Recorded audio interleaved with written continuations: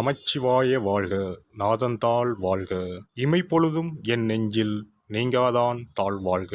வாழ்க வளமுடன். அனைவருக்கும் இனிய வணக்கங்கள். நிகழும் ஸ்ரீ மங்களகரமான சோபகிருது ஆண்டு தை மாதம் 18ஆம் தேதி வியாழக்கிழமை அன்று சஷ்டி திதியில் சித்திரை நட்சத்திரத்தில் திருதி நாமயோகத்தில் வணிசை கரணத்தில் சித்தயோகம் கூடிய நன்னாளில் இந்த சீர்மிகு பிப்ரவரி மாதம் பிறக்கிறது.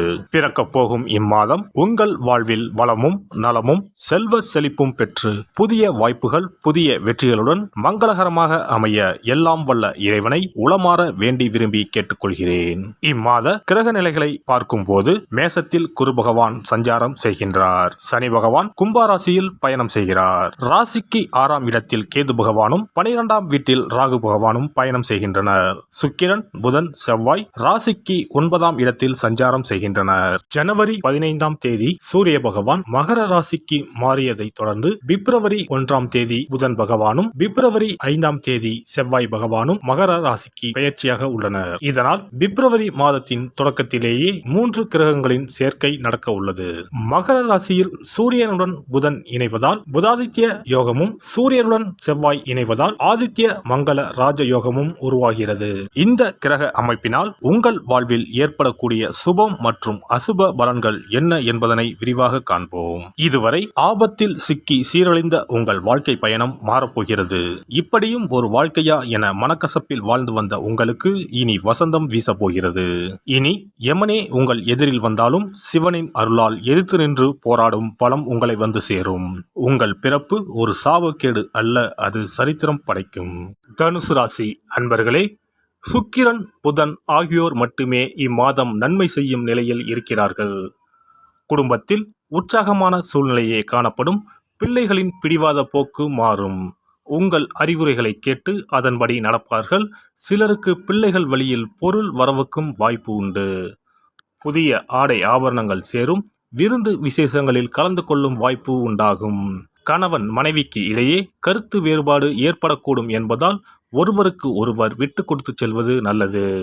வெளி வட்டாரத்தில் மதிப்பும் மரியாதையும் கூடும்.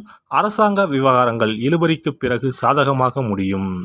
திருமணம் வளைகாப்பு போன்ற சுப நிகழ்ச்சிகள் நல்லபடி நடைபெறும். உறவினர்கள் வருகையால் வீட்டில் மகிழ்ச்சி நிலவும். ஆனால் குடும்பத்தில் சில பிரச்சனைகள் ஏற்பட்டு நீங்கும். பொறுமையை கடைபிடிப்பது நல்லது. அலுவலகத்தில் பணிச்சுமை அதிகரிக்கும்.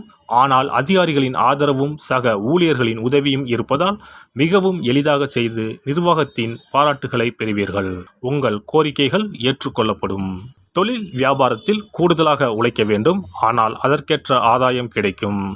பங்குதாரர்களால் வியாபாரத்துக்கு தேவையான பண உதவிகள் கிடைக்கும்.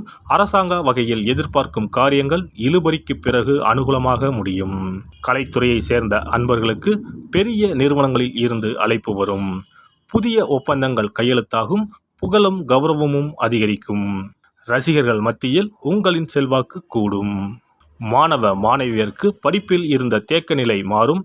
பாடங்களை ஆர்வத்துடன் கவனிப்பீர்கள். ஆசிரியர்களின் கேள்விகளுக்கு உரிய பதில்களை கூறி பாராட்டுக்களையும் பெறுவீர்கள்.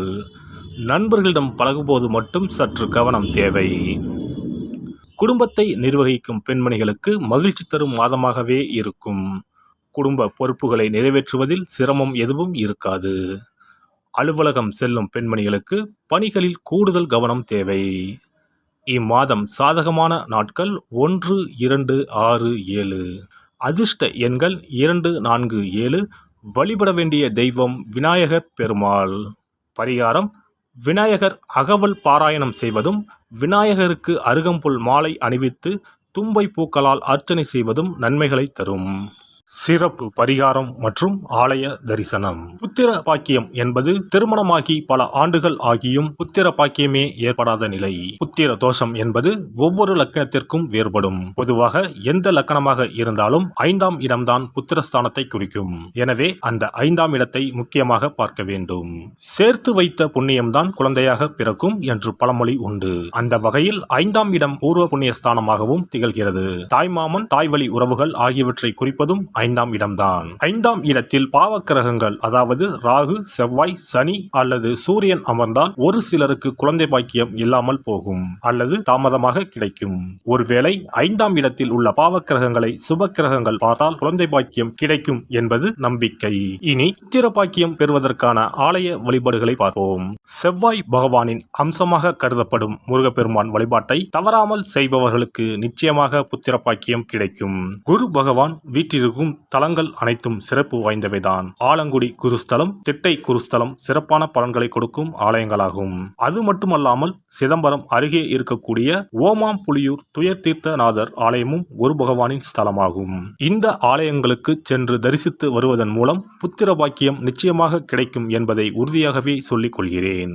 மேலும் வைத்தீஸ்வரன் கோவில் அனைத்து விதமான நோய்களையும் தீர்க்கும் ஆலயம். இது செவ்வாய் பரிகார ஸ்தலம். எனவே நல்ல சத்தான அறிவு கூர்மை மிக்க குழந்தை பாக்கியம் வேண்டுபவர்கள் இந்த ஆலயத்திற்கு சென்று வந்தால் குழந்தை பாக்கியம் பெறுவதற்கு உண்டான தடைகளை நீக்கி புத்திர பாக்கியத்தை நிச்சயம் அருள்வார் வைத்தியநாத சுவாமி. மேலும் கருவின் உருவாக இருக்கும் கருமாரியம்மன் ஆலயங்கள் அனைத்தும் புத்திர பாக்கியம் நல்கும் ஆலயங்களே. சமயபுரம் மாரியம்மன், திருவேற்காடு கருமாரியம்மன் போன்ற ஆலயங்கள் அனைத்தும் சிறப்பு வாய்ந்தவையே. அதேபோல் திருச்சிக்கு அருகில் உள்ள திருப்பட்டூர் பிரம்மா ஆலயம் பிறவி பயனை அனுபவிக்க செய்யும் ஸ்தலம். திருப்பட்டூர் பிரம்மாவிடம் வேண்டுதல் வைக்க குழந்தை பாக்கியம் கிடைக்கும். திருச்செங்கோடு அர்த்தநாரீஸ்வரர் ஆலயம் புத்திர பாக்கியத்தை அருளும் முக்கிய ஸ்தலம். குருவாயூர் கிருஷ்ணர் ஆலயமும் ஸ்ரீரங்கம் ரங்கநாதர் ஆலயமும் குழந்தை பாக்கியத்திற்கு வழிகாட்டக்கூடிய வழி கிடைக்கக்கூடிய அற்புத திருத்தலங்கள். இந்த ஆலயங்களில் துலாபாரம் என்னும் வேண்டுதல் வைத்து வந்தால் குழந்தை பாக்கியம் உடனே கிடைக்கும். குழந்தை பேறு பெற்ற லட்சக்கணக்கான பேர் இங்கு வந்து நேர்த்தி கடன் செலுத்துவதை தினந்தோறும் காணலாம். அதேபோல் அத்தி மரத்தை நட்டு வளர்த்து வருவதும் அத்தி மரத்தை பேணி காப்பதும் குழந்தை பாக்கியத்தை தரும். தான தர்மங்களும் புத்திர பாக்கியத்தை தரும். அக்கம் பக்கம் உள்ள குழந்தைகளுக்கு உணவு வழங்குதல், இனிப்புகள் வழங்குதல் போன்ற செயல்கள் புத்திர பாக்கியத்தை தரக்கூடியதாகும். துர்க்கை வழிபாடும் முருகப்பெருமான் வழிபாடும் சிறந்த பரிகார முறைகள். அதிகாலை நேரத்தில் அரச மரத்தை 48 முறை சுற்றி வருவதன் மூலமும் குழந்தை பாக்கியம் நிச்சயம் உண்டாகும். எறும்பு புற்றுக்கு வெல்லம் பொட்டுக்கடலை கலந்து தருவதால் 1000 பேருக்கு அன்னதானம் செய்த பலன் வந்து சேரும். கர்ப்பிணிகளுக்கு அவர்கள் விரும்புவதை வாங்கி கொடுத்து அவர்களை மகிழ்ச்சிப்படுத்துவதன் மூலம் அவர்களுடைய ஆசீர்வாதம் கிடைக்க பெற்று குழந்தை பாக்கியம் கிடைக்கும் என்பது உண்மை. புத்திர தோஷம் உள்ளவர்கள் முதியோர் காப்பகங்களில் உள்ள முதியோருக்கு உணவு உடை வழங்கி அவர்களின் ஆசையை பெற்றால் புத்திர பாக்கியம் கிடைக்கும். மேற்கண்ட ஆலய பரிகாரங்களை முறையாக செய்து நம்பிக்கையோடு வணங்கி வந்தால் குழந்தை பாக்கியம் நிச்சயம் கிடைக்கும். எல்லாம் வல்ல இறையருளால் நீங்களும் உங்கள் அன்பு குடும்பமும் உடல் நலம், நீலாயுள், நிறை செல்வம், உயர் புகழ், மெய்ஞானம் ஓங்கி வாழ்க வளமுடன். இந்த வீடியோ உங்களுக்கு பிடிச்சிருந்தா லைக் பண்ணுங்க, ஷேர் பண்ணுங்க அண்ட் சப்ஸ்கிரைப் பண்ணுங்க. பக்கத்துல இருக்க பெல் ஐகானை கிளிக் பண்ணுங்க. நன்றி, வணக்கம், வாழ்க வளமுடன்.